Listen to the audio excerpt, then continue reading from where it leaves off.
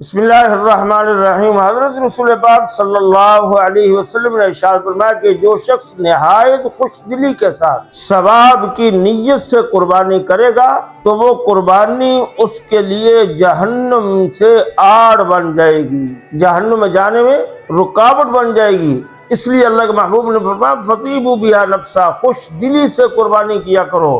اللہ تعالیٰ جل شانہ قربانی کرنے سے غنا عطا فرماتے ہیں، قربانیاں کرنے سے اللہ اپنا قرب نصیب فرماتے ہیں، اللہ کی رضا آتی ہے۔ دکھلاوا مقصود نہ ہو میرے عزیزو، اللہ کی رضا کے لیے کرنا ہے۔ جانور کو لائیے، اس کی خدمت کیجیے کہ اس کے بال، ناخن، کھل، سینگ وغیرہ، یہاں تک کہ اس کو پلایا جانے والا پانی اور اس کو کھلایا جانے والا چارہ وہ بھی وزن کیا جائے گا، اور قربانی کے جانور کے ہر بال کے بدلے میں اللہ کے محبوب علیہ السلام نے فرمایا ایک نیکی ہے، لہذا خوش دلی سے قربانیاں کیجیے۔ اللہ تعالیٰ جل شانہ ہماری قربانیوں کو، ہماری نمازوں کو، ہمارے نیک اعمال کو اپنی بارگاہ اقدس میں قبول و منظور فرمائے۔ السلام علیکم و رحمۃ اللہ وبرکاتہ۔